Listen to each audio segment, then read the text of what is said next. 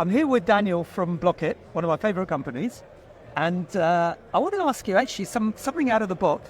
Forgive me for using a phrase from another player in the industry, but you're relatively new to Bloq.it. Yep. What's your first impression? What are the things that surprised you most, and then you'd like to share to the audience? Interesting question. It is very new for me. I've been now 4 months in the business, coming into my 5th month now. Coming into probably what is the busiest part of the year for us, the autumn season, October event season. We're here at an event today, fantastic event, Leaders in Logistics here in London. And I have to tell you, I know you weren't there because you had other meetings, but there was a really, really great fireside chat with Miha, Vinted, a couple of other players. It was really quite interesting. Actually, the interesting thing is you're asking my question, my impressions in the first few months, and that is actually indicative of my first few months. I was unable to participate in that fireside chat and watch the fireside chat because I was busy here talking. You might hear I'm a little bit hoarse right now. I've had about 10 minutes from the start of the day until now where I've actually had some downtime and able to just stop talking and take a bit of a breather. So there's been a fantastic amount of interest, and one thing that is really I find really amazing is the level of activity in this part of the industry. I was involved in and around the postal industry the last 8 years, but in a different part of the industry. And here in the last mile space, there is a tremendous amount of activity, and we are seeing the floodgates, I would say, being opened now on investment for companies looking to find solutions to challenges that they're experiencing in this space. We're preaching to the converted here because I've been a believer in the last mile, but particularly in out-of-home lockers and PUDOs. So tell me, I mean, this brings me to talk about something quite interesting, the next locker, which I understand has been pretty successful. What's the story? Absolutely. So when I first started in June, we launched the next, the delivery event in Amsterdam. So I think it was the second week of June. We had a great reception at this event, online as well. Our marketing team's done a fantastic job promoting this new solution, which is cutting edge in what it does, with the fully featured battery power, with the autonomy for at least a year. This has been absolutely received extremely well within the market. And the last 3 or 4 months, the amount of interest that has been generated as a result of this new solution being brought to market was incredible. To say that the phone has been ringing off the hook is not an underestimation. What interests me most, and I think the listeners, is going to be, what is the place for these new machines? Because for the people who are less involved in out-of-home, the idea is it's very independent. You don't need a power supply.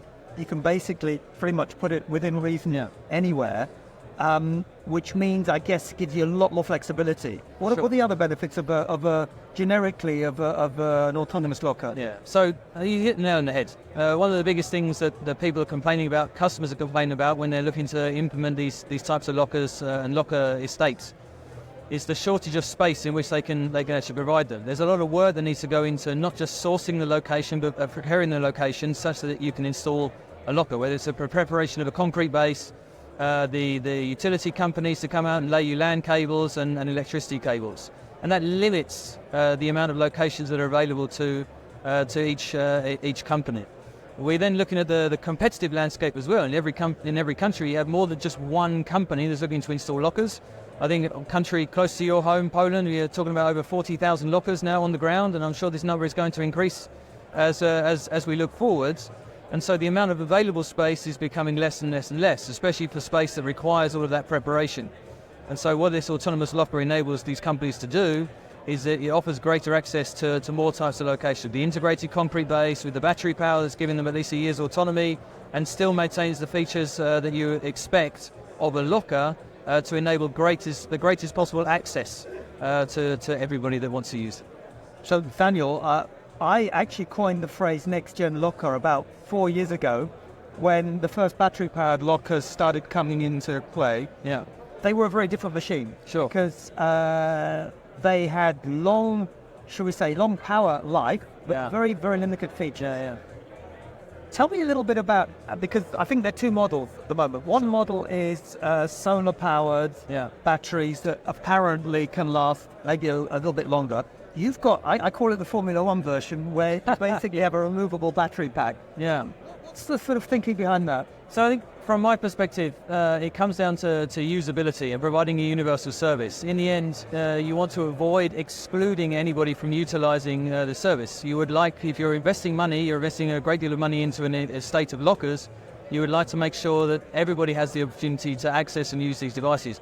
Not just those people who are digitally aware, digitally au fait, have downloaded an application and are quite happily interacting with a piece of metal on the side of the street that doesn't have any display.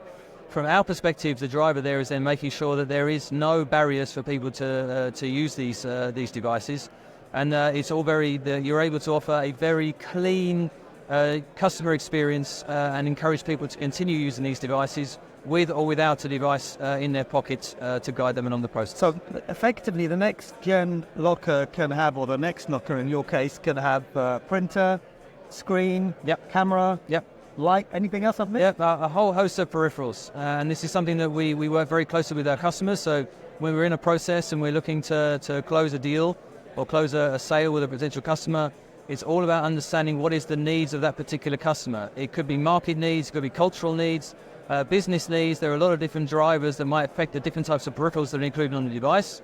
We have extreme flexibility when it comes to those things. I think you've seen behind us some examples of some of the installations that we have with the likes of Vinted, for example, which include printers. Does it have to include a printer? Absolutely not. There are certain use cases in certain countries where they're digital first, and they see no application for using a printer as part of their device. So here we have it. I think really, really interesting stories, some great innovation. I'm looking forward to the next generation of Next. Wishing you success, and thanks for your time, Daniel. Thanks very much, Marek. And it's all thing right I do it.